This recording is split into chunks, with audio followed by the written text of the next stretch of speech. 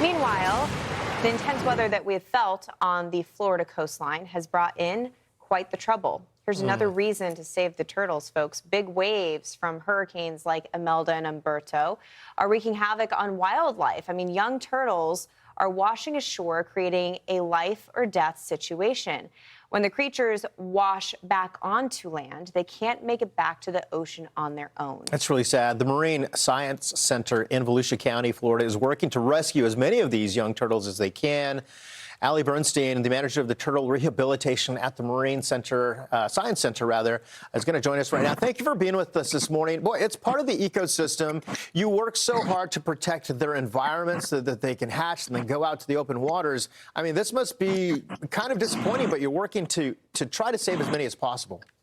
Yeah, so this, we prepare for this every season where we know that we're going to get an influx of these little turtles coming onto our shores. So once a turtle hatches from their nest, they emerge out and they get out to the water for a period of time. They're normally floating around in that sargassum, that seaweed that washes in on our beaches. So when we get these offshore storms, rough surf, heavier wave action, it tends to bring those little ones back onto shore. And at that point, they are lethargic and underweight, often dehydrated, and it's important that they get to rehab. Oh. Now, for folks that aren't familiar with the importance of sea turtles, I'm sure most people are, but there might be some viewers that are like, well, we're interfering, but sometimes we need to have interference to help a special species make it. Yeah, so sea turtles, when they first emerge from their nests, they have a reserve of energy, a yolk sac that they're going to swim, and get out in that frenzy period to be able to get super far offshore. Once they've exhausted that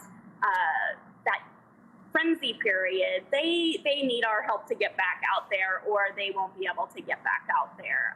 They've exhausted all their resources, and that rough storm action just brings them back in. And, we're starting to, we prepare for it every season. Sometimes we get just a couple dozen, and then sometimes we get them in the thousands. So it really depends season to season. And we actually just sent a couple dozen of them down south in a relay with some other facilities to help get these little guys back offshore. It's so important. And when you think about this, is this the only time of year this happens? And then how do you rehabilitate them, the ones that you do have right now? Yeah, so this is the height of the season. August through to November is what we call post-hatchling or washback season, where we know that we're going to get an influx of these little ones coming in, where they've emerged a couple months before, weeks to months, and then they're getting pushed back on shore. So when they first come in, rest is really the first thing we want to do for them. They're very stressed. And so we just give them calm and quiet. We give them fluids with dextrose, a little sugar bump.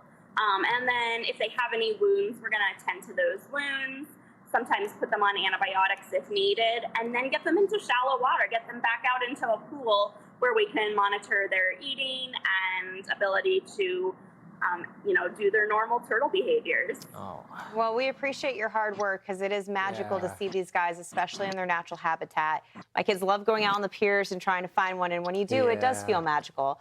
Marine Science Center Manager of Turtle Rehabilitation, Allie Bernstein, thank you so much for joining us this morning on Fox Weather, and thanks Thank you for your for hard having work. me. Take care.